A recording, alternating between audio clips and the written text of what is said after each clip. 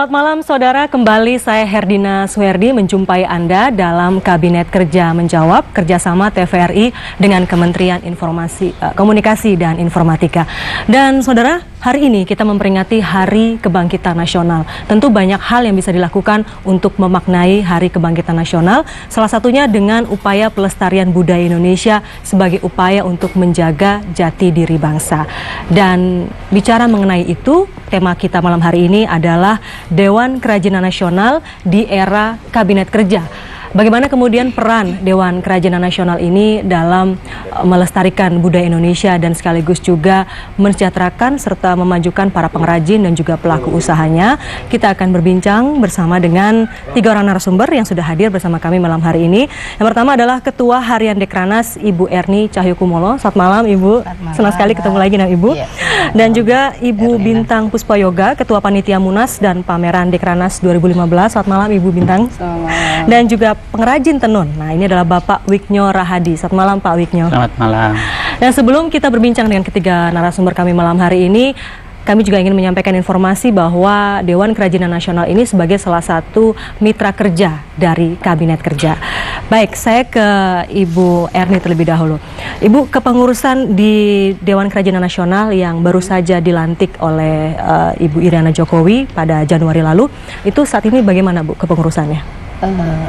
Kepengurusan di Dekranaz Dewan Kerajinan Nasional yang sudah dilantik oleh Ibu Negara pada tanggal 15 Januari kemarin 2015 itu dari Ketua Umum. Ketua Umum itu yang dijabat oleh Ibu Wakil Presiden, kemudian Ibu Mufidah, kemudian kalau Ibu Iriana, Ibu En itu sebagai pembina. Ya.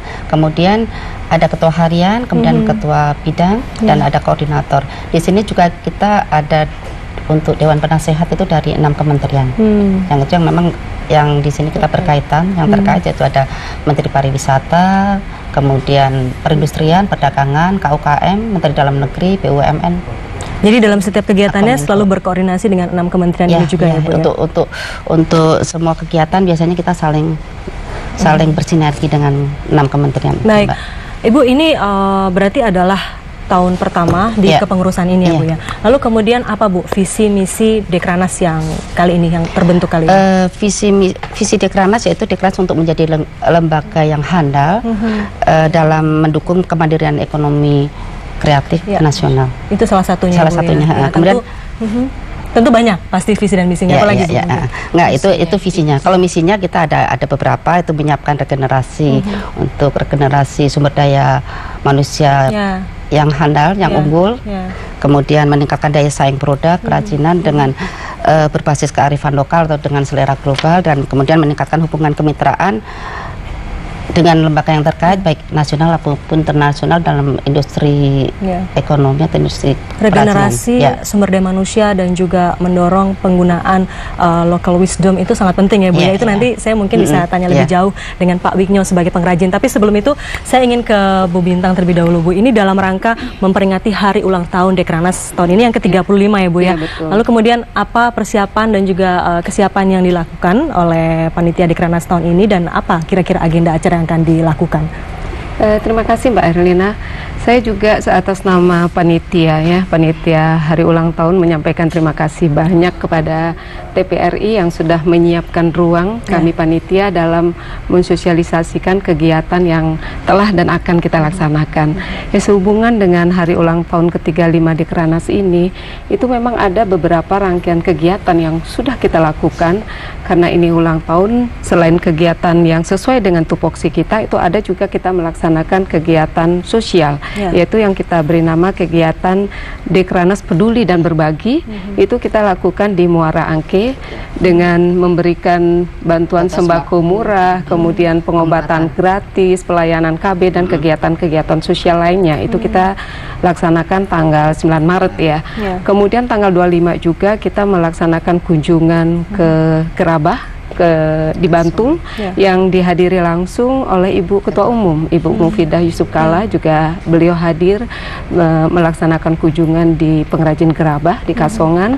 Kemudian tanggal 15 April kita melaksanakan pelatihan perca, kain perca di Jakarta Timur, dan rangkaian kegiatan terakhir yang kita laksanakan itu adalah tanggal 5 Mei pewarnaan alam di Bali. Jadi padat ya Bu ya kegiatannya. Itu rangkaian kegiatan, lumayan kegiatan padat yang kita lakukan. Namun puncak hari ulang tahun ini kita akan laksanakan munas dan pameran. Nah, pada kesempatan ini saya sampaikan permohonan maaf ya kepada Dekranasda daerah, di mana rencananya munas dan pameran itu kita laksanakan tanggal 27 sampai 30 Mei ya, karena ada kegiatan tanggal 27 bersamaan yang dilaksanakan di Manado, di mana harus dihadiri dengan istri gubernur dan rencana dihadiri juga oleh Bapak Presiden. Jadinya kami yang mundur, yaitu kita akan laksanakan tanggal 3 sampai tanggal 5 Juni. Tanggal 3 sampai tanggal 5 Juni. Nah, kegiatannya apa aja Bu? Tanggal 3 sampai tanggal 5 Juni ini apakah sampai tanggal 5 Juni itu kita ada kegiatan munas dan pameran. Nah, namun sampai saat ini walaupun pengunduran acara, saya atas nama panitia menyampaikan apresiasi yang setinggi-tingginya kepada daerah ya. Walaupun mundur, kita cek terakhir semangat antusias mereka masih tetap ya untuk bisa mengikuti apakah munas maupun pameran tersebut. Nah, sehubungan dengan munas ini memang karena waktu yang kita siapkan sangat terbatas untuk munas, karena kan agenda munas ini kan merupakan hajatan 5 tahun sekali ya. 5 tahun sekali Bu ya? Kalau munas 5 tahun sekali, di mana yang harus kita bahas itu cukup banyak. Antara anggaran dasar rumah tangga, demikian juga program 5 tahun ke depan. Baik Ibu, nanti sebelum kita bahas lebih jauh ini programnya, kemudian target apa yang ingin dicapai dalam munas kali ini, saya mungkin mau ke Pak Wiknyo dulu ya Bu ya. Silakan. Pak Wiknyo, yang kita ingin tahu, tentu mungkin masyarakat atau pemirsa di rumah juga ingin tahu, sebetulnya selama ini peran Dekranaz seperti apa Pak dalam membantu para pengrajin, Bapak sebagai pengrajin dan juga anggota Dekranaz di daerah ya, apa sebetulnya sejauh ini peran Dekranaz dalam membantu para pengrajin untuk mengembangkan usahanya? Ya, kalau peran daripada Dekranaz itu jelas ya, dia sebagai fasilitator sebenarnya. Jadi memang tidak terlibat langsung dalam kegiatan di daerah, terutama dengan pengrajin. Jadi fungsinya itu lebih banyak sebagai fasilitator, di mana dia lebih banyak memberi suatu program ya, terus membantu daripada pemasaran para hasil-hasil daripada pengrajin dengan cara memfasilitasi pameran, mempromosikan melalui pameran itu melalui pameran. Nah, seperti itu.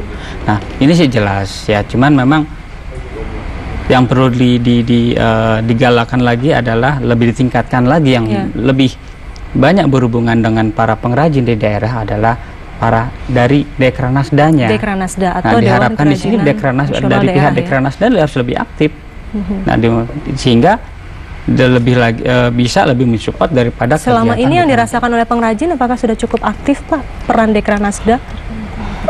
Di beberapa daerah ada yang aktif, tapi ada beberapa daerah juga kurang aktif ya gitu. Nah, kebetulan posisi saya bukan sebagai pengrajin yang tenun ya, tapi memang saya lebih banyak sebagai pelaku usaha, dan saya lebih banyak memberi pelatihan ke daerah-daerah.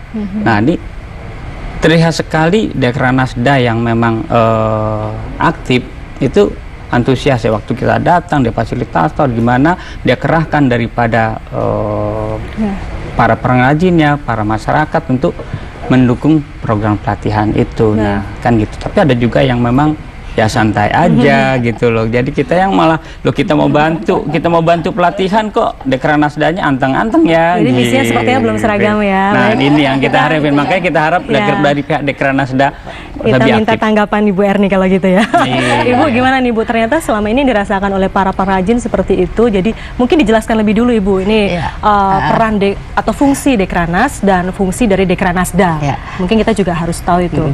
Kalau seperti tadi disampaikan oleh Pak Wiknyo, kalau kita Dekranaz itu sebenarnya hanya untuk mengkoordinir ya. Kita mengkoordinir dari Dekranasda, karena kalau di Dekranasda itu kan ketuanya dari istri gubernur, kemudian di Dekranasda itu ada provinsi, kabupaten, kota. Nah, di situ justru memang seperti Pak Wiknyo utarakan tadi, memang dari Dekranasda adalah yang langsung berhubungan dengan para pengrajin. Pengrajin harusnya yang Dekranasda itu mereka lebih tahu, lebih harus membimbing mana yang pengrajin-pengrajin pemula yang memang harus difasilitasi, mana yang harus diangkat. Nah itu bisa nanti ada strategi khusus nggak Bu ini dalam kepengurusan yang baru ini Bu untuk semakin mendorong fungsi dari Dekranasda di daerah masing-masing, atau mungkin Bu Bintang? Iya, yang boleh Dekranasda yang sudah pernah yang sudah banyak di daerah ya. Yang sudah dilakukan. Ketika kita bicara masalah strategi itu ya, kita Dekranas memang saat ini akan lebih fokus ya, kita akan mengoptimalkan daripada peranan daripada Dekranasda daerah ya. Karena apa? Kita tahu bahwa ketua Dekranasda itu kan juga otomatis secara fungsional dia menjadi ketua tim penggerak PKK di bawah asuhan Ibu Erni juga ketua umumnya. Saling bersinergi saling bersinergi karena mereka punya gerakan sampai di tingkat grassroots, sampai ke kelompok dasar wisma sampai dengan dusun. Jadinya itu pendataan yang sangat akurat, menggali potensi yang ada itu sangat relevan sekali bisa dilakukan oleh Dekranasda daerah. Karena kalau kita bicara masalah peranan kita di Dekranasda itu, kita kan menitik beratkan kepada menggali, melestarikan dan mengembangkan seni kerajinan yang berakar pada seni budaya. Ibu, kalau boleh tahu kendala-kendalanya selama ini apa sih Bu untuk bisa memetakan mana nih pengrajin ataupun budaya-budaya lokal ataupun kerajinan lokal yang masih bisa diperkenalkan lagi di tingkat nasional yang selama ini mungkin belum banyak orang tahu. Iya, kalau kita bicara masalah kendala mungkin itu sangat klasik kendala yang secara umum sudah dialami selama ini ya, karena masih rendahnya sumber daya manusia, kemudian lemahnya daripada akses pembiayaan pengrajin tersebut, kemudian juga kita melihat itu pemahaman tentang IT juga kurang, demikian juga dengan pemasaran, dan yang memerlukan sekali persepsi, terutamanya ketika kita bicara masalah pengrajin kecil ini, mereka beranggapan bahwa home industry itu tidak perlu yang namanya sistem, tidak perlu yang namanya SOP, padahal hal tersebut sangat penting ya, harus dimanapun, apakah dia pengrajin besar maupun pengrajin kecil, apalagi dia harus perlu SOP. Jadinya fasilitasi sistem manajemen produksi, manajemen keuangan sesuai dengan kebutuhan masing-masing itu sangat amat dibutuhkan untuk memajukan mereka. Ya, ketika kemudian seorang pengrajin menjadi anggota Dekranasda, apakah pelatihan-pelatihan semacam itu juga akan didapat dari Dekranasda atau bagaimana Bu? Selama ini apa yang diberikan selain fasilitas promosi tadi seperti yang disampaikan oleh Pak Ali? Itu pelatihan itu juga rutin, termasuk ya, sudah rutin dilakukan. Nah, makanya kami ada sinergi dengan Dekranas, sinergi dengan Dekranasda provinsi kabupaten, itu adalah kita menjaring apa sih yang menjadi kendala di daerah. Kemudian katakanlah peta daripada potensi maupun kendala di masing-masing provinsi seluruh Indonesia ini akan berbeda ya. Itulah kita di Dekranas ini ada, selain Munas Hajatan 5 tahun sekali, kita ada di Dekranas itu rutin melaksanakan Rakornas, Rapat Koordinasi Nasional. Itu adalah ajang kita untuk mengevaluasi apa yang sudah dilakukan, kemudian kendala apa yang ada, sehingga program-program kami di Dekranas sebagai koordinator itu tepat sasaran. Mungkin di daerah di provinsi A kita lebih fokus kepada pelatihan apa yang dibutuhkan, kemudian pelatihan B produksinya sudah bagus, mungkin yang perlu kita bantu promosinya. Seperti itu hal-hal yang kita lakukan melalui sinergi yang kita lakukan dengan Dekranasda provinsi, kabupaten, kota seluruh Indonesia.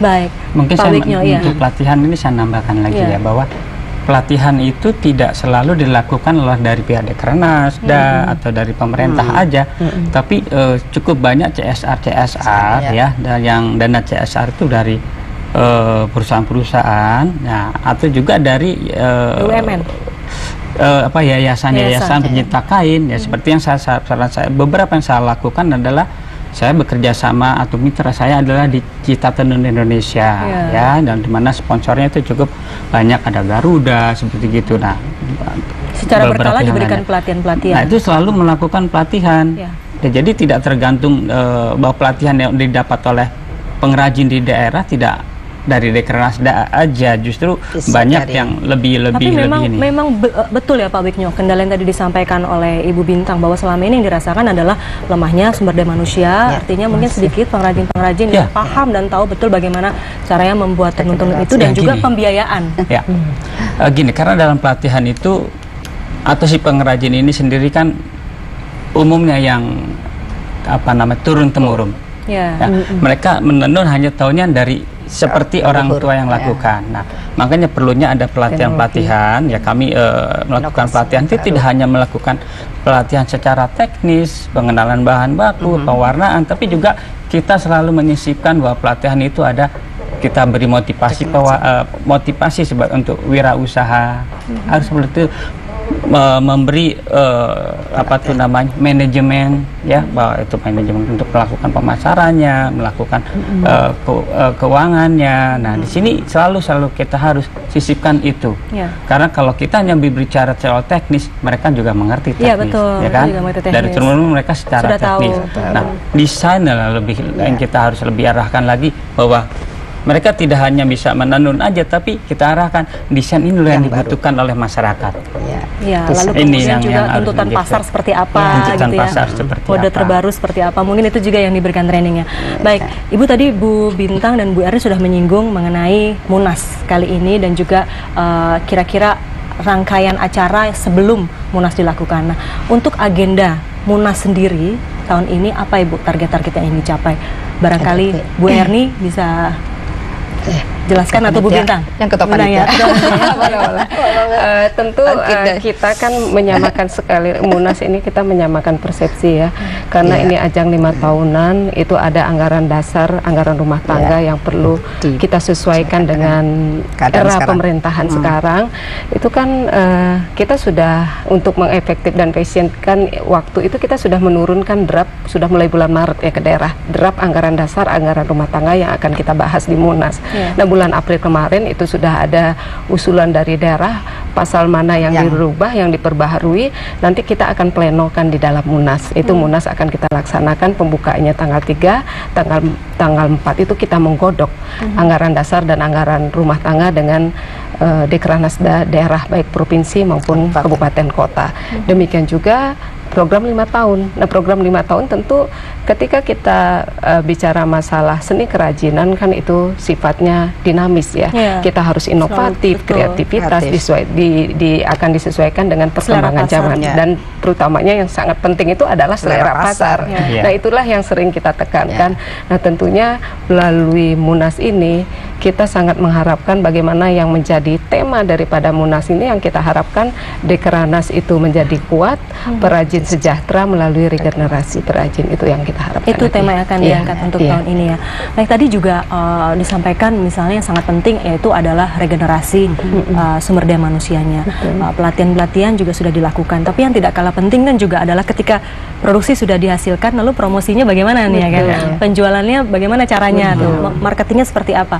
Kira-kira bagaimana Dekranas memfasilitasi itu atau menyediakan panggung promosinya lah untuk para pengrajin ini? Iya, kalau panggung promosi itu kita kan ada pameran-pameran ya. Itu yang setiap 5 tahun sekali ini atau setiap tahun? Rutin. Bahkan 1 tahun itu banyak berkali-kali kita lakukan Dekranas itu. 1 tahun itu apakah pameran nasional maupun internasional daerah itu sudah secara periodik kita lakukan. Tergantung tentunya yang kita ikutkan temanya sekarang apa sih? Pameran ini produksi barang yang apa cocoknya itu kita kurasi, tidak setiap perajin kita ikutkan ke pameran. Cuman kalau arahan dari pembina kami Ibu Iriana Jokowi, demikian juga Ibu Ketua Umum Ibu Mufidah Yusuf Kala, bagaimana kita memprioritaskan Dekranas ini, memprioritaskan pada pengrajin pemula yang kita ikutkan yang kita ikutkan ke pameran-pameran, minimal kita bisa menaik kelaskan mereka, karena perajin-perajin pemula ini kan sangat butuh sekali uluran tangan kita, apakah pemasaran, demikian juga kualitas produknya melalui pelatihan-pelatihan yang kita lakukan. Baik, bicara mengenai pengrajin pemula ini, saya tertarik kalau ketika ada seorang pengrajin pemula, dia ingin menjadi anggota Dekranas, Dekranasda, begitu ya Bu ya. Bagaimana itu Bu Erni caranya? Bagaimana kemudian seleksi yang dilakukan oleh tim Dekranasda untuk seleksi anggotanya? Itu berarti memang tugasnya dari Dekranasda, karena Dekranasda yang langsung membawahi dari pengrajin yang di daerah itu. Jadi apakah kemudian pengrajin itu bisa langsung mendaftar ke Dekranasda atau kemudian, bagaimana? Iya, bisa langsung mendaftarkan ke Dekranasda mungkin dengan beberapa syarat ya, dia menunjukkan misalnya profil itunya apa, profil company-nya apa, kemudian semua persyaratan mungkin di situ, dan nanti dari Dekranasda melihat dari beberapa pengrajin pemula itu mana yang untuk dikurasi atau itu yang bisa untuk ke nasional misalnya begitu. Baik. Ini adalah pengrajin ya Bu ya. Bagaimana dengan pelaku usaha yang dia mungkin mendesain dari pengrajin-pengrajin itu kemudian dikumpulkan lalu didesain, itu juga apakah bisa menjadi anggota dari Dekranas? Bisa aja lah. Gini sebenarnya, bahwa untuk ikut pameran atau mendapat pelatihan tuh tidak harus pengrajin yang menjadi anggota Dekranasda. Oh gitu. Jadi semua masyarakat atau pengrajin yang memang punya kegiatan, yang memang mempunyai potensi, nah itu yang kita beri pelatihan. Karena pada saat kami untuk melakukan pelatihan itu kadang-kadang tidak melibatkan Dekranasda, tapi kami melihat potensi daerah-daerah, kita survei kemampuannya bagaimana. Nah ini yang benar-benar punya potensi, itulah yang kita angkat. Jadi tidak mutlak bahwa yang kita beri pelatihan atau ikut pameran itu anggota Dekranasda. Enggak. Jadi semua masyarakat pengrajin diberi kesempatan untuk ikut pameran dan mendapatkan pelatihan. Tentu antusiasmenya cukup besar ya untuk bisa mengikuti pameran-pameran seperti ini, karena kan ajang-ajang promosi seperti ini juga tidak banyak gitu. Nah, dari sekian banyak pengrajin ataupun pelaku usaha yang mendaftarkan, lalu kemudian bagaimana menseleksi hingga jumlahnya berapa Bu Bintang untuk tahun ini jumlah peserta yang bisa ikut pameran? Kebetulan untuk pameran sekarang kami sampaikan, dan kesempatan yang bagus ini kami juga menyampaikan permohonan maaf sama Dekranas daerah ya, karena kami kan Januari baru dilantik, kemudian langsung kita ada event petugas di Munas dan pameran. Bulan Juni ini masih belum berani kita mengambil GCC yang luas, skala yang besar untuk melaksanakan pameran. Jadinya kami pilih itu di Gedung Smesco ya, pelaksanaan Munas dan pamerannya. Kalau Munasnya kita laksanakan di Convention Hall, kalau pamerannya di Exhibition. Dan di Exhibition ini itu hanya bisa menampung 118 booth. Ya, ukuran 3x3 hampir 65 kurang lebih, sisanya 3x2. Nah, ini memang kita batasi ya. Untuk Dekranasda itu kita maksimal kita beri rata-rata 2. Nah, kemudian ada beberapa Dekranasda yang lebih, itu tergantung dari kabupaten kotanya yang daerahnya yang sangat luas. Nah, makanya pada kesempatan ini kami menghimbau kepada Dekranasda provinsi nantinya betul-betul bisa menseleksi produk-produk unggulan daerah yang nanti dibawa ke pameran di Dekranas nantinya. Ya, mudah-mudahan sehingga nantinya pameran Dekranasda yang kita laksanakan tanggal 3 sampai 5 ini betul-betul kita menampilkan produk-produk unggulan Indonesia. Ya, itulah makanya pada kesempatan ini kita mohon kerjasama daripada Dekranasda provinsi, dan untuk kabupaten kota mudah-mudahan tahun depan kita bisa laksanakan pameran yang lebih besar lagi, sehingga persiapan yang perlu lebih matang. Itu dah yang permakluman yang kami sampaikan, karena waktu yang sangat singkat, makanya kami belum berani ngambil tempat space yang besar, kita ambil space yang kecil dalam waktu singkat. Kebetulan kami 80% pengurus juga kebetulan baru ya, kita sama-sama belajar. Ya, mudah-mudahan lah tentunya ketika kita bicara suksesnya suatu kegiatan tidak hanya bisa ditentukan oleh kami mohon juga dukungan daripada teman-teman daerah nantinya. Baik. Jadi rupanya memang meskipun baru tapi semangatnya jalan terus ya Bu ya. Jadi yang penting semangatnya itu dulu Bu, sehingga diharapkan tahun ini juga Munas dan pamerannya sukses ya Bu ya. Tadi sudah ada, tapi sebenarnya Smesco nggak kecil loh Bu, pamerannya. Tapi ukuran besar, tapi kalau besar dibanding JACC gitu. Banyak itu sebetulnya ya, dan bisa memberikan kesempatan tapi ketua panitia merendah. Smesco besar. Besar. Tapi kalau dibandingkan dengan GCC bisa 800-an booth, itu kita jauh terkecil. Nah, yang tadi juga Ibu Bintang sampaikan bahwa kalaupun berpameran tentu dipilah mana yang produknya sesuai dengan tema-tema. Nah, kira-kira yang sesuai dengan tema-tema tahun ini tuh produk-produk yang seperti apa? Apakah batik atau tenun atau mungkin mutiara atau bagaimana cara memilahnya? Cukup banyak ya, karena kerajinan kita tidak hanya bicara tenun, batik, tapi kita ada apa namanya tuh aksesori, anyaman ya. Nah ini cukup banyak, ada sulaman, ada bodi, itu sangat-sangat beragam. Rotan dan kayu juga ikut masuk. Nah situ. Jadi memang banyak. Jadi pada temanya kita buat tema seperti apa yang disesuaikan dengan kegiatannya itu. Jadi kalau memang temanya mengangkat kerajinan gerabah misalnya, ya fungsi dominasinya nanti kerajinan seperti itu. Dan itu kan akan bergilir pameran, masa tenun terus sih, batik terus sih, kasihan untuk ininya. Memberikan kesempatan kepada pelaku usaha ataupun pengrajin yang lain ya. Nah, kalau pameran tentu diharapkan ada target pengunjung. Dan juga transaksi terjadi di situ. Kira-kira diharapkan target pengunjungnya berapa banyak untuk pameran tahun ini, dan mungkin berapa transaksi yang dihasilkan, atau mungkin ada kerjasama nantinya yang bisa terjadi antara para pengrajin dengan buyer-buyer dari luar barangkali, itu juga menjadi agenda. Kalau target mungkin kita ingin target sebanyak-banyaknya.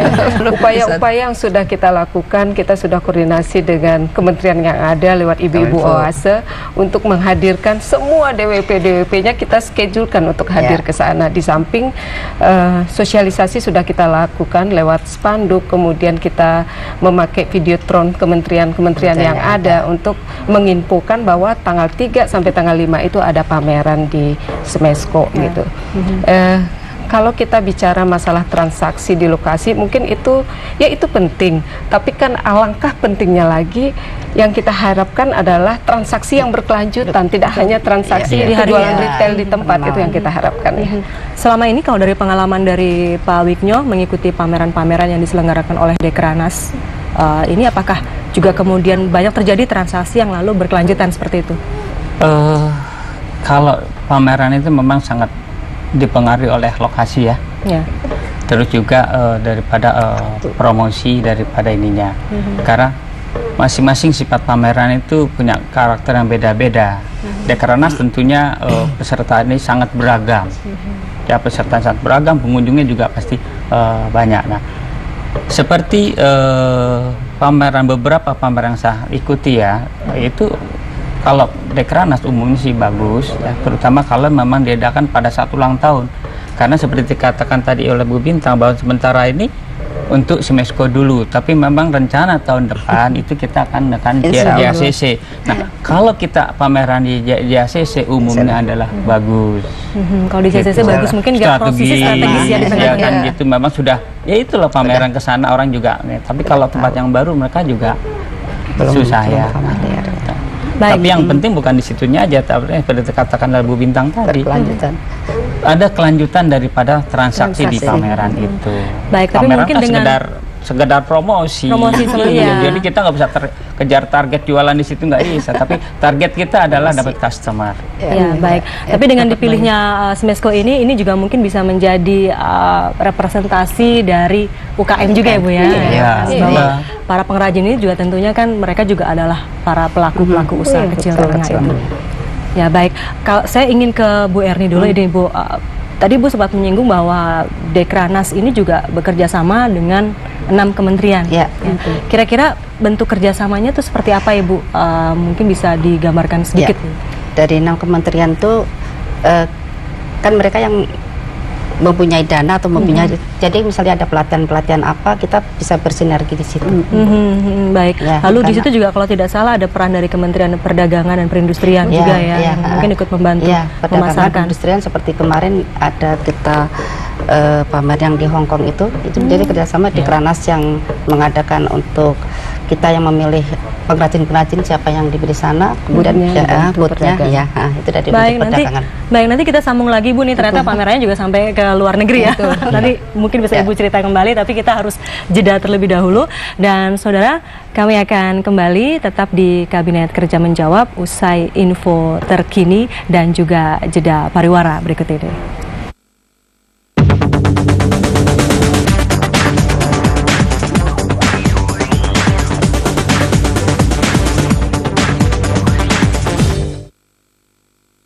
Ya, terima kasih Anda kembali bersama kami di Kabinet Kerja Menjawab, dan kita tengah berbincang mengenai Dewan Kerajinan Nasional di era Kabinet Kerja. Kami juga mengajak Anda untuk bisa berinteraksi bersama kami di nomor telepon 021 574 3476 atau di 574 3478. Baik, saya kembali ke Ibu Erni. Tadi kita sebelum jeda bicara mengenai pameran yang ternyata juga difasilitasi oleh Dekranaz, tidak hanya di dalam negeri tapi juga di luar negeri. Nah, bagaimana kemudian peran ataupun upaya yang dilakukan oleh para pengrajin Indonesia ini untuk bisa bersaing, Bu, dengan para pengrajin ataupun dengan kerajinan-kerajinan dari luar negeri ini? Tentu saja kalau untuk pengrajin yang kita kirim kemarin seperti yang baru-baru ini di Hong Kong Gift Premier Fair itu, memang kita pilih dan kita benar-benar untuk kita kurasi sekali ya, kita kurasi benar-benar dan kemarin hasilnya cukup bagus untuk buyersnya, karena kita udah ya beberapa kali dan itu memang bagus untuk hasil kemarin. Jadi memang ya kita harus untuk mengkurasinya memang harus betul-betul baik. Ya. Memang harus betul-betul selektif gitu ya, Bu, ya, agar nanti kita bisa berkompetisi dengan dengan kerajinan di internasional ini. Tapi pada intinya biasanya ketika kita pameran ke luar negeri itu ya kita harus memahami gaya hidup dan apa yang dibutuhkan negara tujuan, apa yang menjadi selera tujuan ya barang-barang itu yang kita kirim, tapi yang kita kurasi. Tetap merepresentasikan ataupun mewakili budaya dari Indonesia. Betul, iya harus itu sudah tidak bisa boleh kita keluar dari akar budaya kita. Baik, kalau di dunia internasional mungkin yang dikenal pasti batik gitu ya. Bagaimana kemudian dengan budaya lainnya, misalnya tenun? Kalau ini ada pabriknya tenun saat ini juga, apakah sudah cukup dikenal, Pak, di internasional? Kalau tenun cukup banyak ya, bahkan beberapa desainer internasional ya itu sudah banyak menggunakan tenun kita. Tenun tapi dalam pengertian mereka motif tenun yang dilakukan di print ya. Tapi motif itu artinya mereka kenal dong. Ya. Nah, seperti gitu, mereka kenal. Nah, kalau itu kita bicara dari dunia fashion ya. Beberapa desainer kondang itu sudah menggunakan motif-motif tenun. Nah, kalau untuk dari segi pemasaran sendiri seperti di Malaysia kayak gitu udah jelas mereka lebih banyak belajar sebenarnya dari kita, karena pengrajin kita juga banyak di sana. Brunei jelas begitu, mereka menggunakan pengrajin kita dari Sambas. Mereka gitu. Baik, Bapak Ibu, kita harus sapa dulu nih penelpon yang sudah masuk. Halo, selamat malam. Halo, selamat malam. Selamat malam. Iya, selamat malam Bapak. Dengan Bapak siapa, Pak? Dan di mana? Pak Ali di Medan ya. Ya, silakan Pak Ali.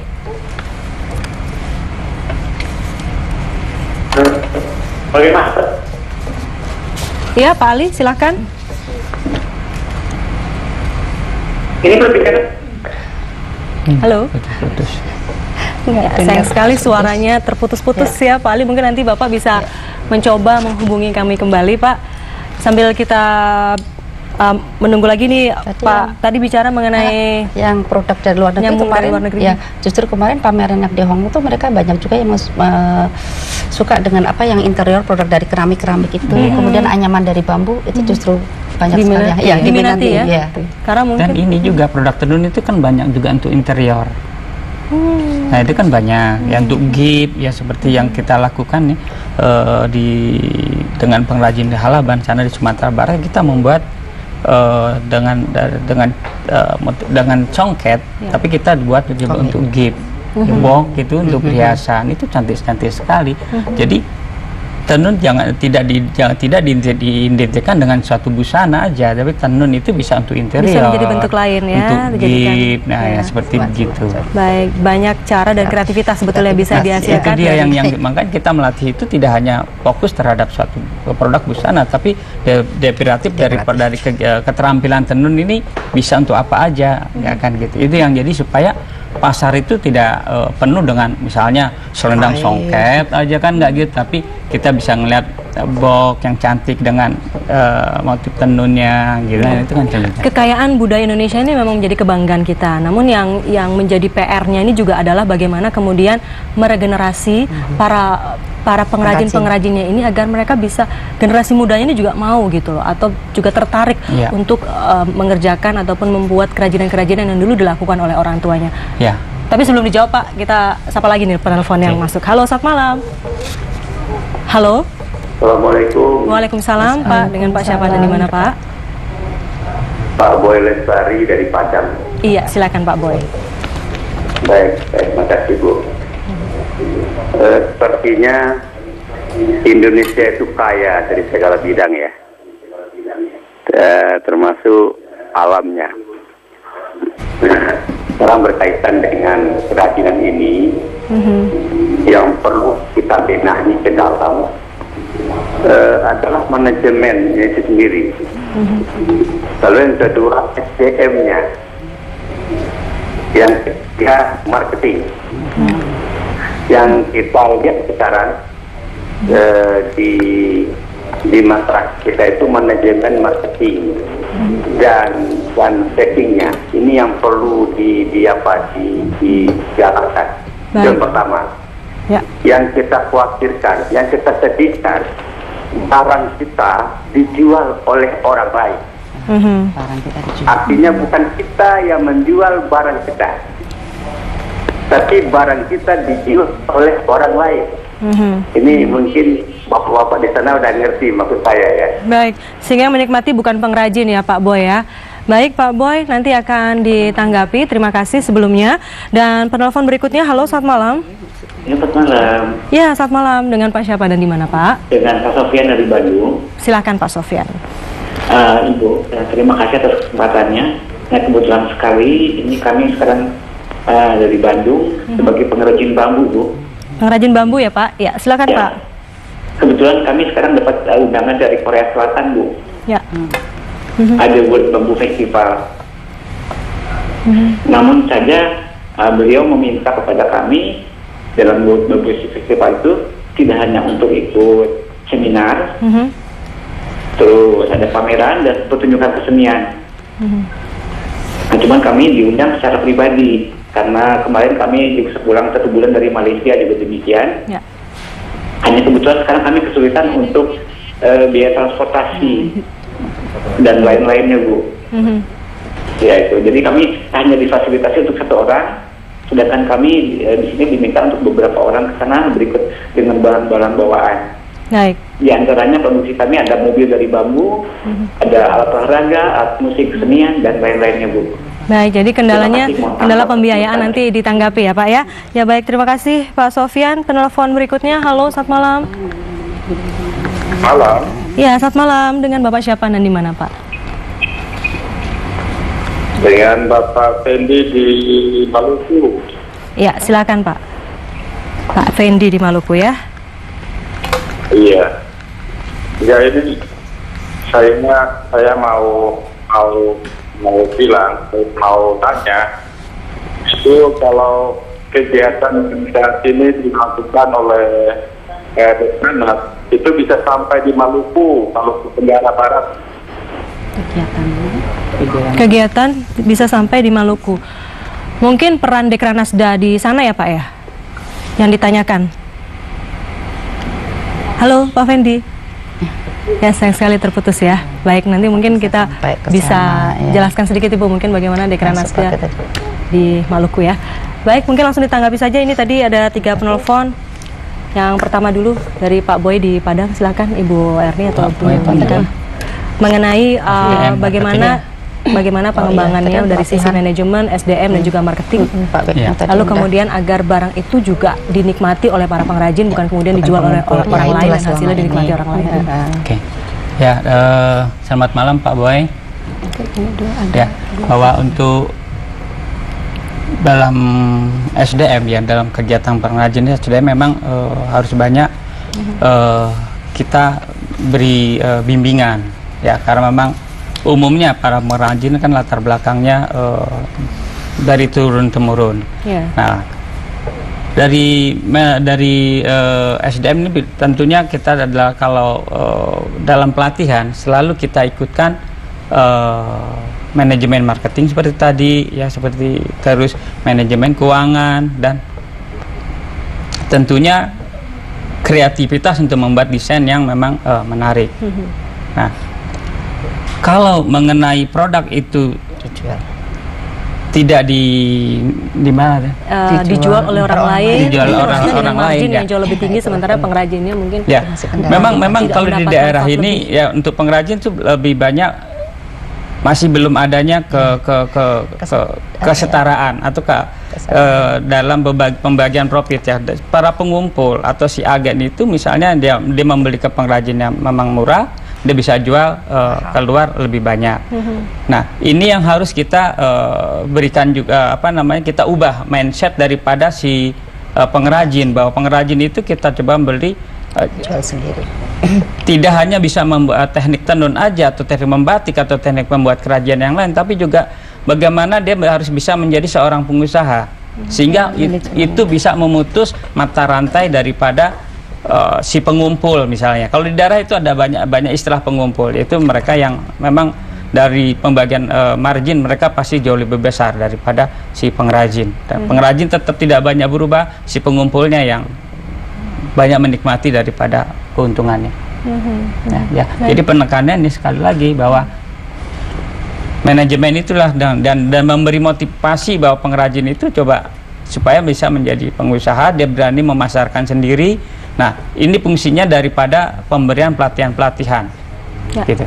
Ibu Herdi atau Ibu Bintang? Mungkin mau menanggapi penelpon yang berikutnya, Pak Sofyan atau Pak Fendi ya. Baik. Terkait dengan Pak Sofyan, ini kebetulan Ibu Ketua Harian, mungkin kita kan itu ada proses yang berjenjang ya. Mungkin Bapak ada di Bandung, nanti selain kami koordinasi dengan Dekranasda daerah, mungkin itu ada tahapannya. Mungkin Pak Sofyan bisa koordinasi dulu dengan Dekranasda daerah ya. Apakah bisa dibantu dari Dekranasda daerah?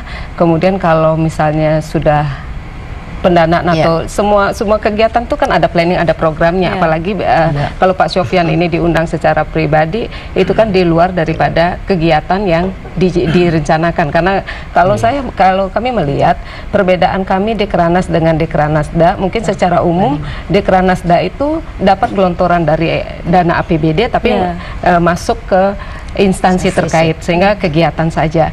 Tapi kalau kami Dekranas ini kan betul-betul organisasi yang bergerak non-profit ya.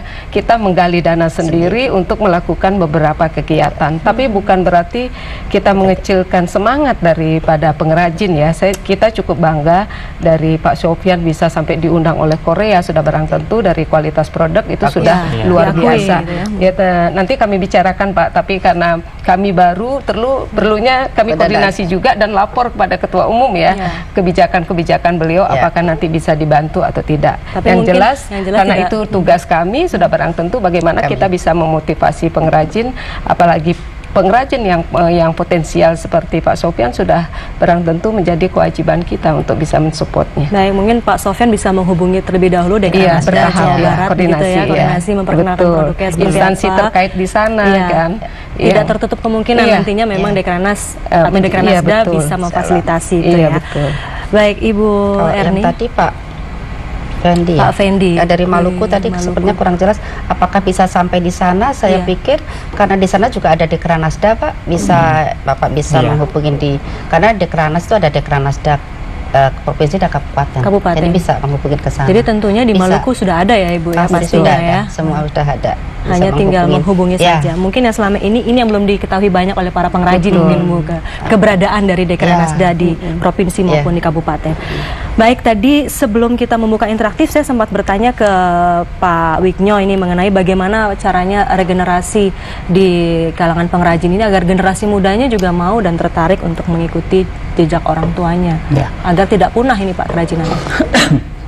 Justru saya melihat bahwa regenerasi ini memang harus digalakkan terus ya supaya kesinambungan daripada budaya lokal kita ya tetap berlanjut dan lebih baik, lebih meningkat dibanding yang dulu. Harapannya kan begitu. Nah, generasi muda ini yang untuk sebagai penerus juga tidak hanya dari si anak mengikuti orang tua ya, tapi juga dari generasi muda yang memang tertarik. Saya pribadi latar belakang saya sarjana ekonomi ya. Saya sebagai akuntan. Bidang saya memang lebih banyak waktu itu sebagai bergerak di bidang keuangan. Nah, tapi karena memang saya mempunyai ketertarikan, saya memperdalami tenun gitu ya.